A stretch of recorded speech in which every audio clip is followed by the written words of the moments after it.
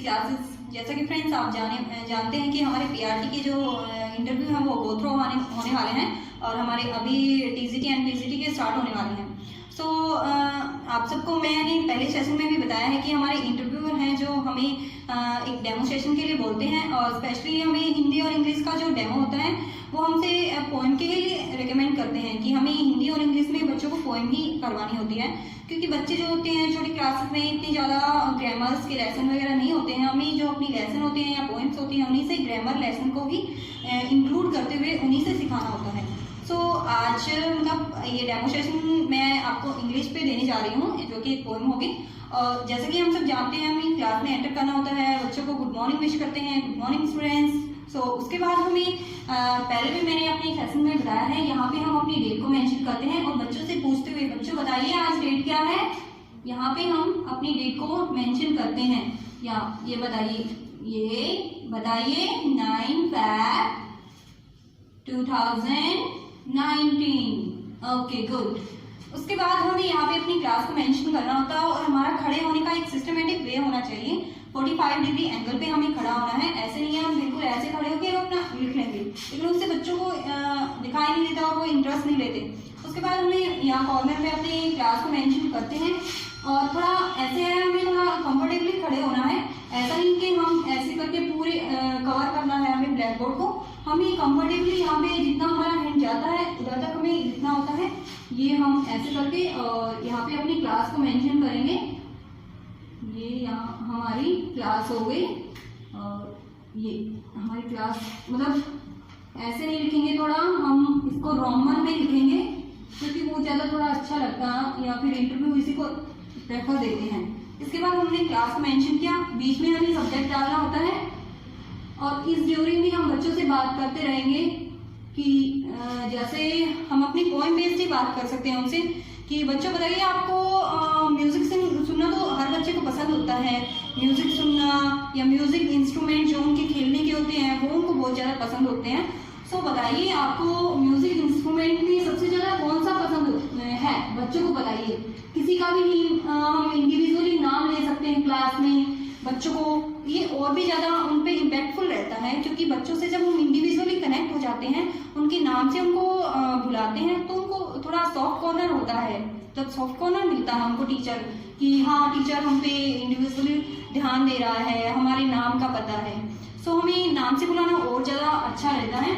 और यहाँ पे हम बीच में अपने टॉपिक को मेंशन करेंगे, यहाँ हम अपना टॉपिक डाल देंगे, लेकिन पहले हमें ये नहीं बताना कि हम आज ये पोएम पढ़ेंगे, नहीं बताना, उनको पोएम तक लेके जाना है। सो हम बच्चों से बात कर सकते हैं कि बताइए जैसे रितिका आप बताइए आपको कौन सा इंस्ट्रूमेंट पसंद है, आपको पियानो बजाना पसंद है या फिर आपको ड्रम बजाना पसंद है। तो बच्चे कहेंगे यस मैम मुझे वो पसंद है, मुझे पियानो पसंद है, मुझे वायलिन पसंद है। सो बच्चों को मतलब बहुत ज़्यादा पसंद होता है। तो फिर हम बताएंगे कि ओके तो चलिए आज हम ना इन म्यूज़िक इंस्ट्रूमेंट पे ही हमारी गली में म्यूज़िक इंस्ट्रूमेंट बेचने वाला जो आता है हम उसके बारे में एक पोएम पढ़ते हैं, ठीक है। तो यहाँ पे हम अपनी पोएम का नाम लिख देंगे, जैसे आई एम द म्यूजिक मैन। हम इसको ऐसे लिखते हैं आई एम द, सॉरी थोड़ा मैं टॉपिक को इधर लिख देती हूँ, ये यहाँ पे थोड़ा आएगा नहीं, मैं यहाँ पे अपनी टॉपिक को डाल देती हूँ, ये यहाँ पे टॉपिक, ठीक है। यहाँ पे आई एम द म्यूजिक मैन। बच्चों से बताएंगे कि आपने भी गली में देखा होगा हमारे जो फेरी वाले होते हैं वो म्यूजिक इंस्ट्रूमेंट को सेल करने आते हैं। So I am the music man, ये हमारी पोएम का नाम है। फिर से मिस्टेक हो गया, थोड़ा छोटे लेटर में लिख देते हैं, कंप्लीटली आ जाएगा हमारा। आई एम द म्यूजिक मैन,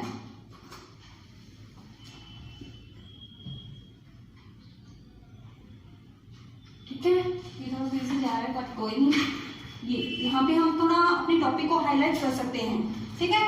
तो यहाँ पे हम अपनी पोएम का नाम डाल देंगे और फिर ऐसा नहीं है कि हम उसको लेसन की तरह रटते जाएं और बच्चे सुनते जाएं, नहीं। पोएम को सुनाने का सबसे तरीका, और हम सबसे पहले तो यही बोलेंगे कि हम बिल्कुल ये नहीं कहेंगे कि आज हम ये पोएम पढ़ेंगे, नहीं। पोएम को पढ़ा नहीं जाता है, पोएम को गाया जाता है, सिंग किया जाता है। ठीक है। तो हम बच्चों से बोलेंगे कि चलिए आज हम ना एक पोएम को गा के मतलब इंजॉय करते हैं सिर्फ। तो ये एक पोएम है एक म्यूजिक मैन पे, वो गली में आता है और ऐसे बोलता है, I am the music man, I come from far away, I can play, what can you play? Speak loudly बच्चों, ऐसे हमें इंगेज रखना है। I am the music man, I come from far away, I can play, what can you play? I am the music man, I come from far away। ऐसे बच्चों को engage रखना है।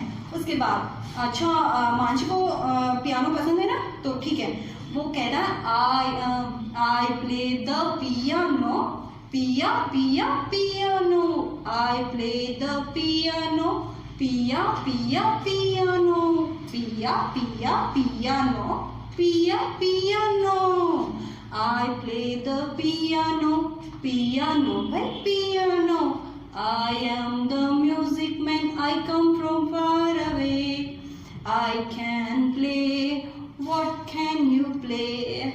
I am the music man, I come from far away।